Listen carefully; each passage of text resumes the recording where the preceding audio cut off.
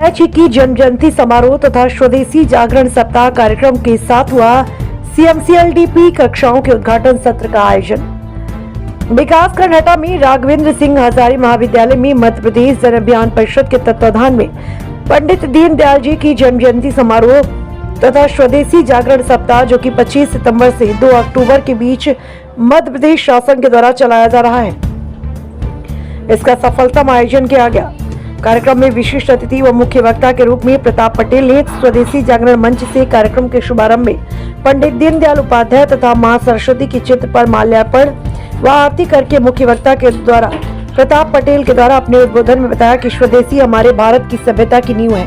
अगर हम स्वदेशी का उपयोग करते हैं तो हम अपने भारत की नींव को और अपने राष्ट्र की आर्थिक स्थिति को मजबूत करते हैं। ऑनलाइन वस्तुएं क्रय न करके हम अगर अपने क्षेत्र के दुकानदारों से खरीदारी करते हैं तो हमारे भारत की एक एवं क्षेत्रीय अर्थव्यवस्था मजबूत होगी। हमारा मेहनत और ईमानदारी का पैसा बाहर की कंपनियों में न जाकर हमारे क्षेत्र के दुकानदारों और लघु उद्योग तथा कुटीर उद्योग समस्त व्यापारियों को इसका लाभ होगा और हमारी आर्थिक स्थिति मजबूत होगी। जो माता सदाशिवराव गोवल करनी थे, उनके पास जाते हैं और आग्रह करते हैं कि मुझे इस देश में विपक्षी की भूमिका के निर्माण के लिए बुद्धिजीवी लोगों की जरूरत है। आप संघ का कोई ऐसा स्वयंसेवक दें, ऐसे कार्यकर्ता दें जो भारतीय राजनीति में परिवर्तन ला दें, अपने विचारों की क्रांति से देश में कश्मीर से कन्याकुमारी से कटक तक, पूरब से पश्चिम और बंगाल की खाड़ी से खंभात की खाड़ी तक युवाओं को जोड़ने का काम करें। तब गुरु गोवलकर जी ने पंडित दीनदयाल उपाध्याय जी को भारतीय जनता पार्टी में भेजा और पंडित दीनदयाल उपाध्याय जी ने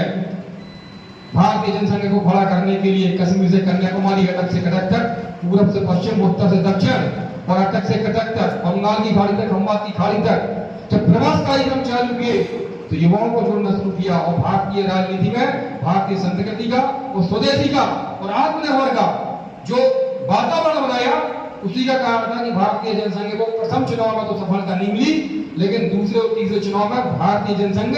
भारतीय राजनीति में दूसरा सबसे बड़ा और तीसरा सबसे बड़ा दल के रूप में 35 सीटें उन्होंने जीती और धीरे धीरे यह उनकी प्रगति जो थी वो भारतीय जनसंघ की बढ़ती गई और यही कारण था कि भारतीय जनसंघ दीर्घकालीन में